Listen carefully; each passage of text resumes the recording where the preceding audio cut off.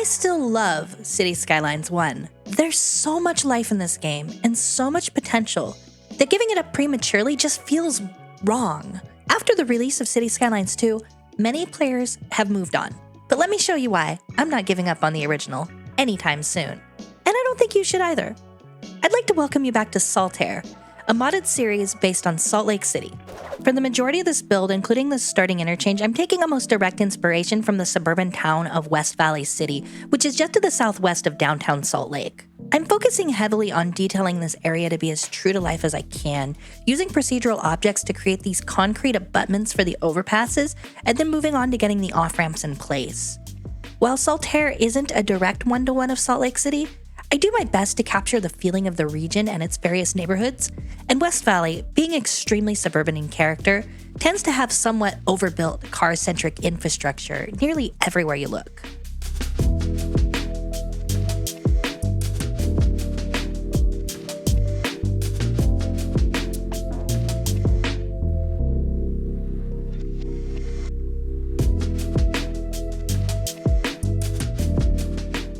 Modeling this gas station after the one that actually exists here was a challenge, so I took some liberties. Sadly, I couldn't find any Maverick assets on Steam, so I used Speedway as a stand-in. What I really love about Cities Skylines 1 is that we have such a variety of assets to work with on Steam, and can really dig deep to find things that work well to recreate real-world places. To really make this gas station look realistic, I'm using Node Controller on the parking lot roads to square up the ends before I place in the parking stalls.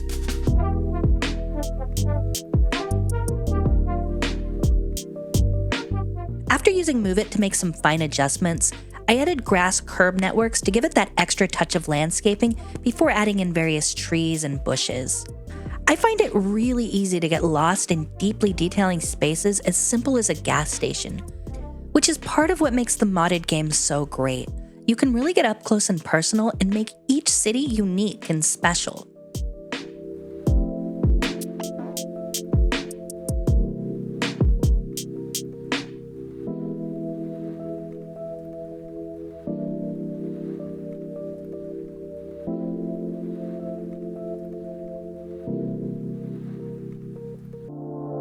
Space, been weaker, it's been waiting for the right day.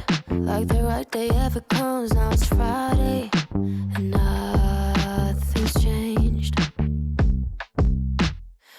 At this point, my existing layout didn't exactly match what we have in the real world, so I decided to work with the rail line and create this triangular shaped lot. I wanted this area to have sort of a light industrial or office park feel to it, which isn't too far off from the source material. While areas like this aren't the most interesting, I find they contribute a lot into creating a sense of realism, and it's nice to spend time detailing the types of areas that are often overlooked by many players in favor of more glamorous builds.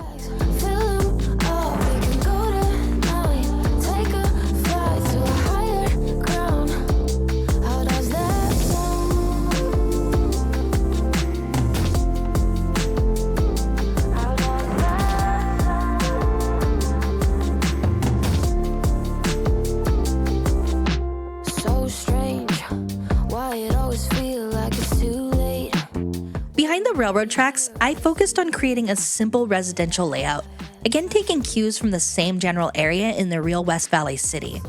I chose to stick to a few asset sets for the homes, alternating between Midwest-style homes and an asset pack called Boomer Homes, to give this neighborhood a coherent theme, as if it was developed all at once by a single developer, which is common in the western United States. I love these dirt decal assets as they help to create little open lots that you often see in suburban areas. I imagine this would be the kind of place where neighborhood kids would gather to play baseball or soccer or something like that. I'll be down, pack your bags, fill them up, we can go tonight, take a flight to a higher ground. How does that sound?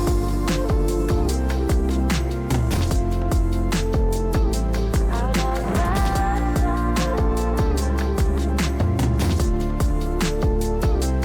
Let's start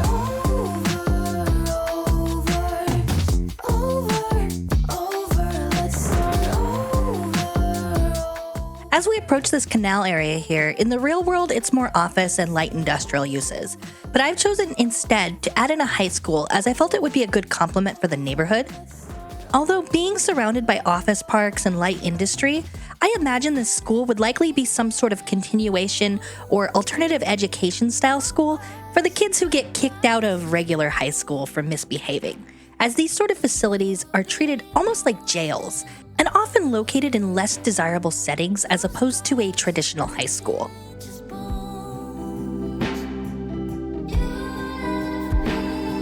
Send you a text by email. Thought I could still try and think. Still running through photos of us, but hey, I'm just a bad guy now. You know I see the worst. You found yourself another girl. She's good. You left me alone. No words, goodbyes, just drunk. On the other side of the interchange, we start to see more commercial uses mixed in with warehouse and industry. I chose to represent much of this as close to life as possible with the assets I had. The corner being a major intersection, the businesses are easily accessible with a car and are catered towards motorists. 4 tires cut into the clay. It dries up and now there's just one road to take. It's growing up over with green. So easy to drive on, but not what it. What I absolutely love about City Skylines 1 is the variety of props available, and real-life businesses really help create a sense of place that just isn't yet available in the second game. Of course, playing Cities 1 with a lot of mods isn't necessarily a fair comparison, but one of the best parts about this game is finding those hidden gems on Steam that just bring a build together. Having built Saltaire over the period of a year and a half, this build is full of them. I know a lot of folks complain about how American Cities Skylines 2 looks, but try as I may, I could not build anything resembling this level of suburban sprawl in Cities 2, which is why I found myself coming back to the first game. As of today, it simply does realistic cities better. Just covers these words. Could you listen to somebody else? Will you only drink from the thoughts of yourself? Are you under the canopy spell? You're digging your heels and spread the disease. You're spreading the disease. The next quarter I looked at in West Valley was a street known in real life as 2100 South. Much of it is lined with various retail businesses that support the industry nearby, but in-game I chose to represent it with a mix of low-rise offices, commercial, and utilities, leading to the river where the heavy industry area starts. Another great thing about Cities 1 in its current state is that I'm confident that I can look at a real-world place and represent it in my game relatively closely, given the wide variety of mods and assets we have available. And of course, I can take liberties to make the build my own. I had this cargo rail line already going through the area, so I used it as an opportunity to place one of the new vanilla warehouses with the rail line attached to it. This is a part of it all.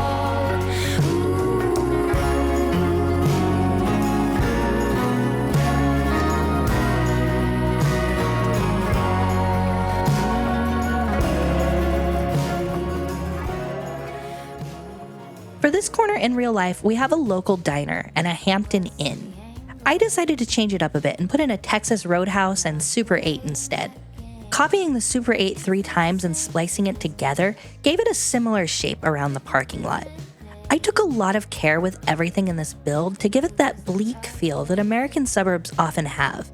I think there's a lot of beauty in it in a strange way, and I find that these areas are quite fun to represent in-game, even if they're almost universally hated. Next to the hotel is the Korean Presbyterian Church of Utah, so I represented that in-game with this modern-looking church asset and did my best to mimic the roundabout driveway out front, which admittedly took me a little more work than I anticipated using this narrow street.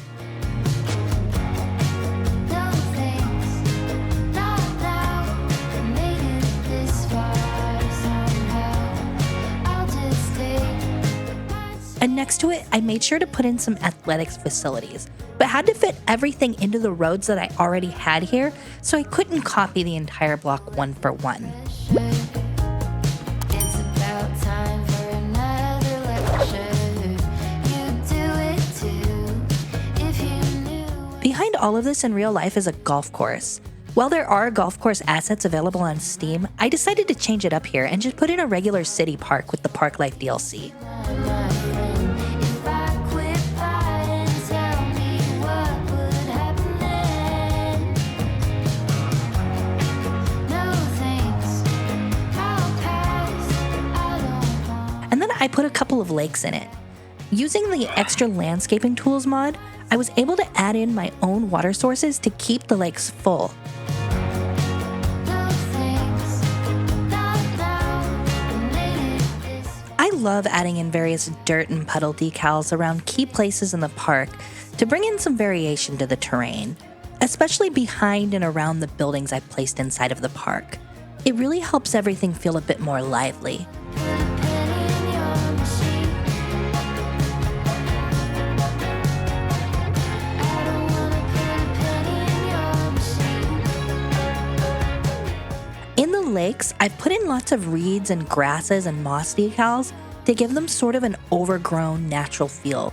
These sorts of walkable green spaces are crucial to break up the monotony and bleakness of the suburban sprawl that we're about to create surrounding it.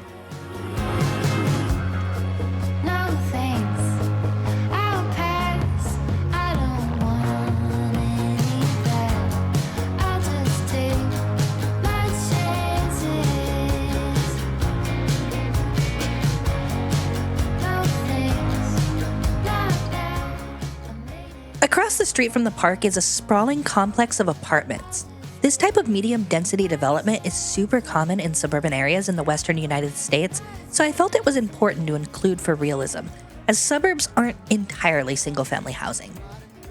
I imagine these apartments to be somewhat upscale for the area, although by no means luxury apartments. This complex still has some nice amenities.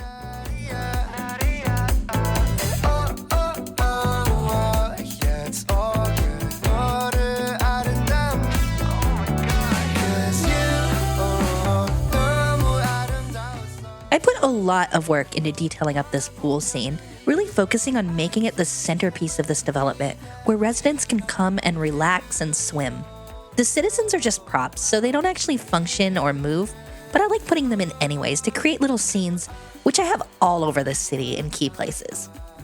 Having the ability to make these up-close scenes like this are a part of what keeps me coming back to this game over and over again, as the detailing possibilities are nearly endless.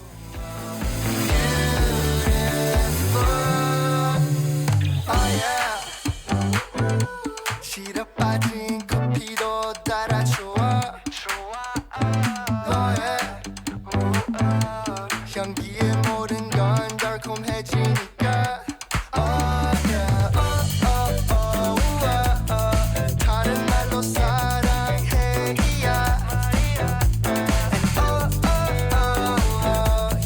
뭐라 말할까 Cause you 한마디로 말했어 You 너로 인해 변한 Out here where we get to the other side of the existing tram line is where I start to deviate from real life a bit more, but still try to maintain the essence of the place. I've taken inspiration here from the corner of Redwood Road and 1700 South, which is part of the Glendale neighborhood in Salt Lake proper.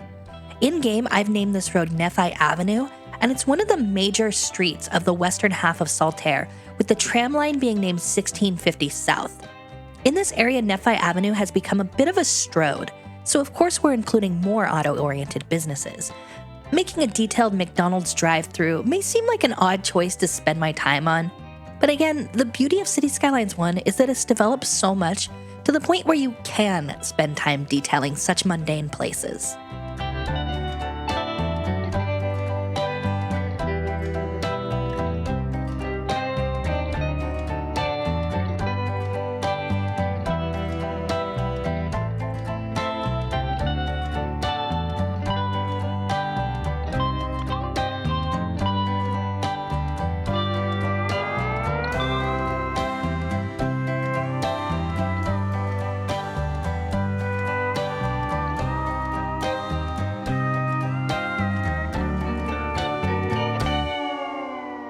I really love the look of this TA gas station asset pack, so I decided to add it in on the corner here, as the irony of a major public transit stop being surrounded by auto-oriented uses like gas stations and drive-through fast food is a sad fact of life in many American cities. It is poor planning decisions like this that contribute to making a city feel more realistic, as urban areas are rarely perfectly optimized places, but instead a patchwork of seemingly contradictory uses and planning patterns.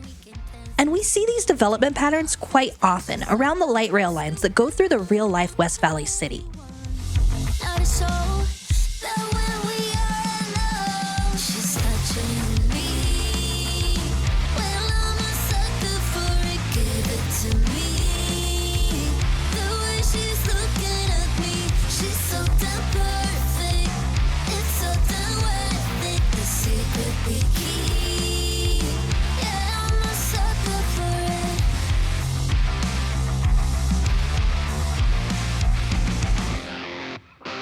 So, this is what happened. However, attempts are being made at bringing density to these sprawling suburban areas, and I've chosen to represent that with some urban townhouse-style apartments behind the gas station. It exists in a neighborhood that is otherwise mostly copy-and-paste suburban sprawl, with the same style of housing existing block by block as far as the eye can see. Not a soul, but when we are alone, she's touching me. Well, I'm a sucker for it, give it to me. The way she's looking at me, she's so damn perfect.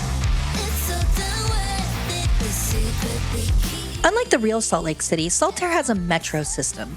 It consists of one line that starts at the airport and goes through the center of the city, ending in West Valley. 4-car West Valley train now boarding. Platform 1.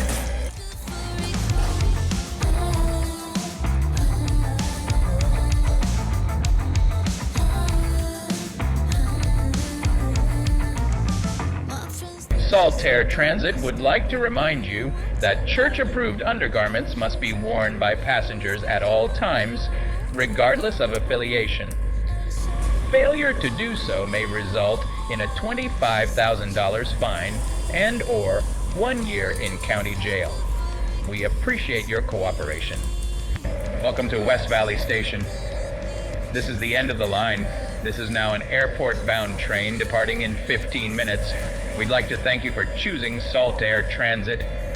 Please note that overnight parking is strictly forbidden at West Valley Station. To build the extension of the metro line, I had to take the tracks over the road. I used Network Multitool to create elevated metro tracks parallel to the main road and then used MoveIt to place them over the road, adding in my own pillars using procedural objects so that they aligned with the center median. Now I don't live there, but there's too many stores, some apartments, and a son of a. And I wonder, what do they do with the bodies? And I wonder, what do they do with the bodies?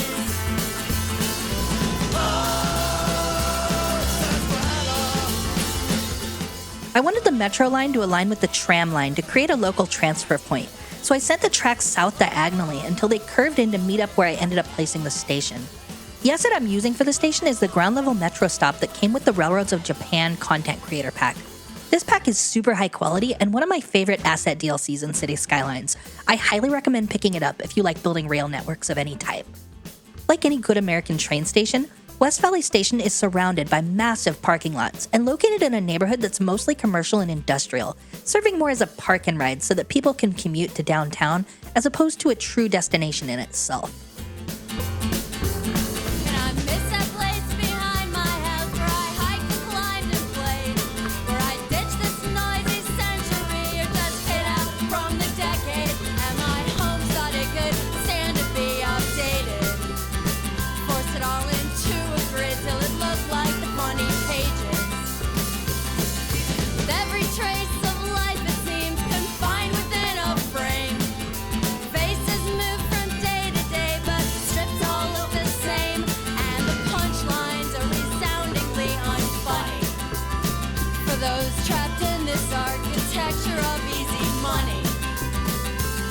And I feel like this could all come to no good. The kids who populate these cul-de-sacs will never know what stood beneath their cookie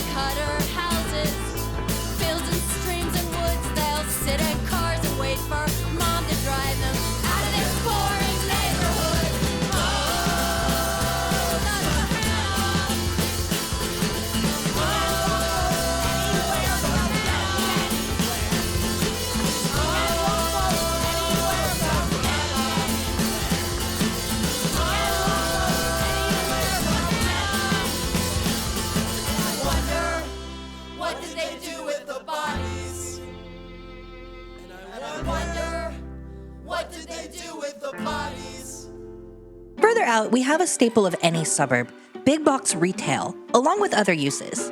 This particular street is named Orhaya Avenue. We do see a lot of large shopping centers lining the main streets of most Western cities, and I appreciate that we're able to faithfully represent this in City Skylines.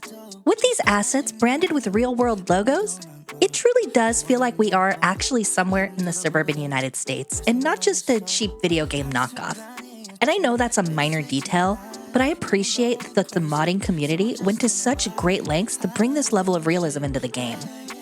I get that none of this impacts the actual gameplay or simulation, but the capability of City Skylines 1 as a tool for digital art is what attracted me to the game in the first place, more so than any gameplay aspects, which were more of a nice to have in my book. Someone tell me what I need to do to make this feel right. I just want you in my life, keep you warm and nice.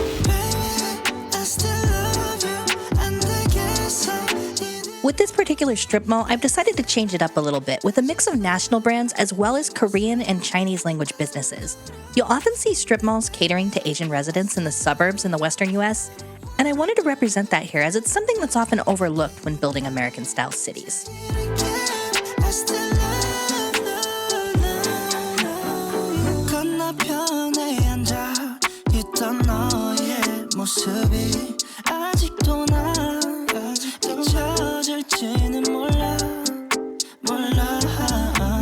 Baby, I'm leaving you.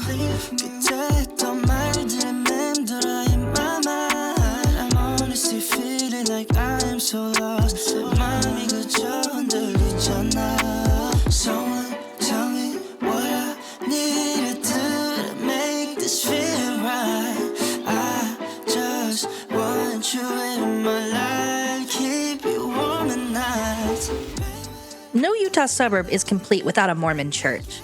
In the real-life Salt Lake City, these churches are extremely common, and this design in particular is the most popular.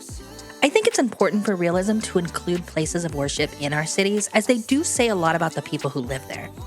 I'm glad that we have so many different assets like this available, and I wouldn't ever have been able to recreate Salt Lake in any meaningful way without the talented asset makers who dedicated so much time to making this game what it is today.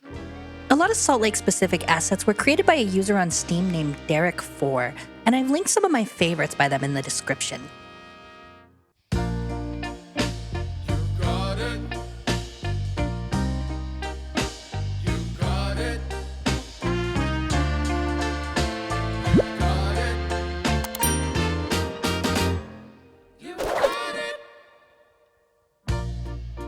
I know sometimes life can be tough,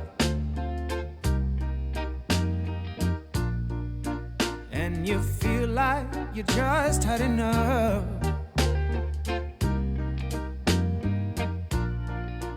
When you're thinking everything is gone wrong, just remember that I'm here to cheer you on.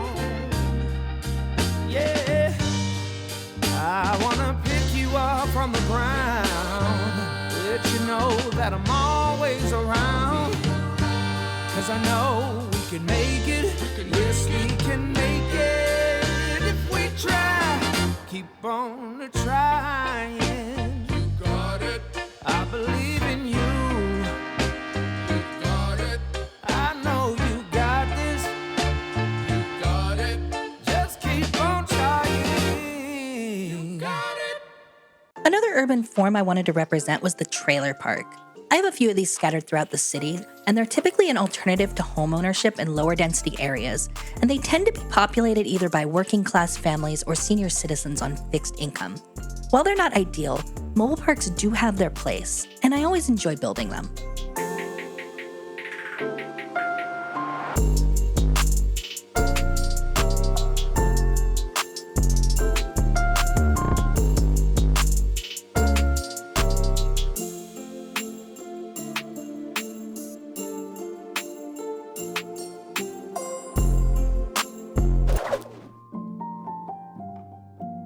This particular build is huge.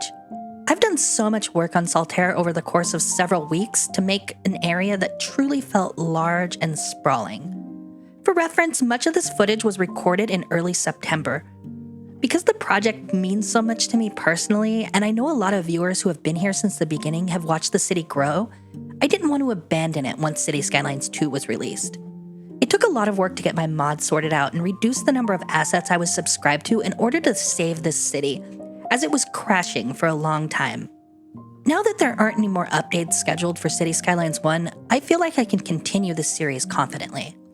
I was honestly feeling a lot of sadness at the prospect of not keeping this series going, but I think now with Cities Skylines 2 not having mods or assets for at least the next few months, there's still an opportunity to make truly beautiful modded cities in the first game. As a creator, I don't know how the YouTube algorithm or audiences are going to take to Cities 1 videos, but this project is a labor of love, and I hope everyone continues to stick around to watch it grow. The nearly limitless creative freedom that a matured game like Cities Skylines allows is unrivaled, and it has a charm and magic in it that I don't think the second game can ever quite replicate, but only time will tell. There truly is something beautiful about taking this 8-year-old game and transforming it into a platform for digital artwork. The goal of Saltaire has always been to represent some of the contradictions of urban life in the Western United States, where incremental steps are taken to make American cities more livable, only to be set back by poor planning decisions and competing interests. I think it'll be a very long time before Cities 2, or any other city builder for that matter, can match that potential. That's why, while I don't hate Cities Skylines 2, I still have a deep attachment to the first game that I don't think will ever quite go away.